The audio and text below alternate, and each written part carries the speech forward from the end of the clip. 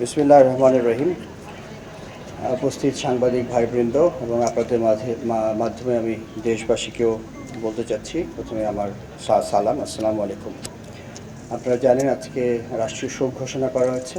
গতকালকে আনুমানিক 1টার পরে 1:13 একটা আমাদের জঙ্গি বিমান প্রশিক্ষণ করার সময় বিধ্বস্ত হয়েছে রানওয়ের খুব নিকটে, এবং সেই ক্র্যাশ সাইটটা ছিল মাইলস্টোন স্কুলের একটা বিল্ডিংয়ে, যেখানে আমরা অনেক কোমলমতি ছাত্রছাত্রী এবং শিশুসহ অন্যান্য শিক্ষক এবং অনেকের আমরা নিহত হয়েছেন। প্রথমে আমি তাদের আত্মার মাগফিরাত কামনা করছি। এছাড়াও অনেকেই আহত হয়েছেন এবং তারা বিভিন্ন হাসপাতালে চিকিৎসাধীন আছেন। আমি এখানে আসার আগেই সিএমএইচে দেখে এসেছি। ওয়ার্ল্ড ইউনিটি যাবো ইনশাল্লাহ একটু পরে, অন্যান্য জায়গাও যাওয়ার ইচ্ছা আছে। সবাই চিকিৎসাধীন আছে এবং যারা ওখানে ছিল তাদেরকে আমরা যত দ্রুত সম্ভব উদ্ধার করে এবং হেলিকপ্টার ব্যবহার করে এবং ফার্স্ট রেসপন্ডার হিসেবে সেনাবাহিনী এবং বিমান বাহিনীর উদ্ধার কর্মীরা গিয়েছিল, সাথে ফায়ার ব্রিগেড, অন্যান্য যারা ছিল সবাই তাতে রেসপন্ড করেছিল এবং আমরা যত দ্রুততম সময়ের মধ্যে সম্ভব আমরা তাড়াতাড়ি তাদেরকে এনে চিকিৎসা দেওয়ার ব্যবস্থা করেছি। এছাড়াও আমি নিহত এবং আহত সবার শোক সন্তপ্ত পরিবারের প্রতি আমার আন্তরিক সমবেদনা জানাচ্ছি আপনাদের মাধ্যমে। আল্লাহ আমাদের সকলকে ধৈর্য ধারণ করার ক্ষমতা দিন এবং এই শোক যাতে কাটিয়ে উঠতে পারি সেটাই আশা করি, সেই শক্তি যাতে আমরা পাই। পাইলট আপনারা জানেন, অনেক মিডিয়াতে অলরেডি এসছে, আপনারা দেখেছেন যে পাইলট যখন বিমানটা তার নিয়ন্ত্রণের বাইরে চলে যাচ্ছিল, সে তার সর্বোপরি চেষ্টা করেছে বিমানটাকে একটি খালি জায়গায়, বিশেষ করে ওই মাঠটাই পেয়েছিল যেখানে সে নামানোর চেষ্টা করেছিল, কিন্তু তারপরে তার শেষ চেষ্টা সফল হয়নি বলবো, কারণ বিমানটা আছড়ে পড়েছিল ওই বিল্ডিংয়ের উপরে। কিন্তু সে সেই নিয়ন্ত্রণ রাখার জন্যে বা বিমানটাকে দিক নির্দেশনা যাওয়ার জন্য যে মূল্যবান সময় দিয়েছে, তার জন্যে তার যে ইজেকশন বলি আমরা, বিমান থেকে বের হওয়ার যে পদ্ধতি আমাদের, সেটা বিলম্বিত হয়ে যায় এবং তার ফলে সে তার নিজের জীবন উৎসর্গ করেছে বা সে আজকে আমাদের মাঝে নাই। এই জন্যে আমি একটু আগে আমরা তার ফিউনারাল প্যারেড বা জানাজা করলাম। আমি তার আত্মার মাগফিরাত কামনা করছি আবার, এবং তার শোক সন্তপ্ত পরিবারের প্রতি আমার গভীর সমবেদনা জানাচ্ছি। আপনারা অলরেডি দেখেছেন গতকালকে থেকেই দেশের এই বিপদের সময় আমাদের মাননীয় প্রধান উপদেষ্টা, অন্যান্য উপদেষ্টাবৃন্দ, বিভিন্ন রাজনৈতিক দলের নেতৃবৃন্দ, আইন শৃঙ্খলা বাহিনী, চিকিৎসকবৃন্দ, ফায়ার সার্ভিস, স্বেচ্ছাসেবী, বিভিন্ন সেবা প্রদানকারী সংস্থা, সাধারণ ছাত্র, শিক্ষক ও সাধারণ জনগণ কাঁধে কাঁধ মিলিয়ে পরিস্থিতি মোকাবেলা করেছে।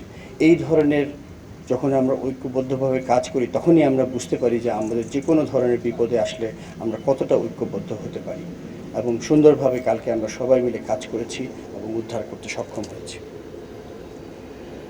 অবশ্যই সেনাবাহিনী এবং বিমান বাহিনী প্রথম দিকে গিয়েছিল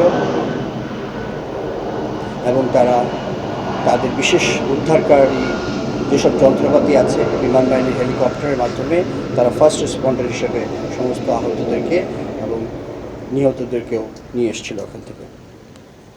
আমি আপনাদেরকে জানাতে চাই যে সরকার বা আমাদের মাননীয় প্রধান উপদেষ্টা প্রথমেই বলেছেন যে এদের যারা আহত হয়েছে তাদের সুচিকিৎসার বন্দোবস্ত করতে হবে, এবং সে ব্যাপারে তাদের কাছ থেকে আমরা সম্পূর্ণ আশ্বাস পাচ্ছি। ইনশাআল্লাহ সমস্ত ধরনের চিকিৎসার ব্যবস্থা তাদের করা হবে।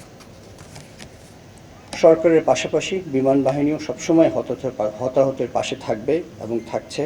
আহতদের সুচিকিৎসা নিশ্চিত করতে যা করণীয় আমরা সব কিছু করব। ইতিমধ্যেই গতকালকে আমরা একটি উচ্চ পর্যায়ের তদন্ত টিম গঠন করে দিয়েছি। তারা অতি শীঘ্রই এই তদন্ত করে বের করবে যে কী ঘটনা ঘটেছিল, এবং তার ভিত্তিতে আমরা ভবিষ্যতে যদি কোনো কিছু ভুল ত্রুটি থাকে তার অবশ্যই ব্যবস্থা নেব। আপনাদের মাধ্যমে আমি দেশবাসীকে একটা বিশেষ অনুরোধ করতে চাই, সেটা খুব জরুরি আমার জন্য আপনাদের মাধ্যমে বলা। সেটা হচ্ছে, দয়া করে আপনারা দেশের এই বিপদের সময় সোশ্যাল মিডিয়ার বিভিন্ন গুজব, মিস ইনফরমেশনে কান দেবেন না। একটি শক্তিশালী বিমান বাহিনী দেশের স্বাধীনতা ও সার্বভৌমত্বর জন্য অপরিহার্য। দয়া করে গুজব ছড়িয়ে দেশের সার্বভৌমত্বের এই স্তম্ভকে দুর্বল করে দেবেন না। এই মর্মান্তিক দুর্ঘটনায় আপনাদের সবার মতো আমারও হৃদয় ভেঙে গেছে। আপনারা জানেন যে আমি মাত্র সফরে বেরিয়েছিলাম, একটা জরুরি সফর ছিল। আমি ওই বিমানবন্দর থেকেই সরাসরি ফিরে এসেছি আজকে সকালে। যখন সংবাদ পেয়েছি আমার বাকরুদ্ধ হয়ে গিয়েছিলাম যে অনেক দুর্ঘটনাই হয়েছে সারা বিশ্বে বিমান বাহিনীতে বা বিমান দুর্ঘটনা আমরা জানি হইতেই পারে, কিন্তু এই ধরনের একটা হয়েছিল কিছুদিন আগে আমাদের প্রতিবেশী দেশে, যেখানে জনগণ অনেক মৃত্যুবরণ করেছে। আজকে গতকালকে আমাদের দেশে একটা হয়েছে। সেই ধরনের দুর্ঘটনা খুব সচরাচর হয় না। এটা আমাদের জন্য খুবই দুঃখজনক, কিন্তু একটা কথা বলতেই হয়, যখন দুর্ঘটনা হয় সেটা আল্লাহ জানেন কেন, ভালো মন্দ কী আছে এটার ভিতরে। তবে যে অপূরণীয় ক্ষতি হয়ে গিয়েছে সেটা রিকভার করাই হবে আমাদের মূল কাজ। বা যদিও জানি এটা কোনোভাবেই পারিবারিকভাবে আমরা সম্ভব করতে পারবো না, বাট আমি যেটা বলেছি বারবার যে আমরা তাদের পাশে থাকব। আমরা সম্মিলিতভাবে অনেকেরই কষ্ট কিছুটা হলেও লাঘব করতে সক্ষম হব ইনশাআল্লাহ। আহতের সুচিকিৎসা এটাই এখন আমার মনে হয় সবচেয়ে জরুরি।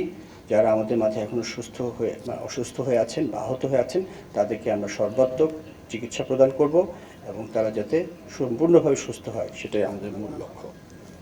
এই বিষয়ে আমি আপনাদের সকলেরও বা যারা আছেন সবার সহযোগিতা কামনা করছি। আরেকটা কথা আমি বলতে চাই আপনাদের মাধ্যমে to the international media that the same thing which you have heard, the incident has taken place and we are doing our inquiry.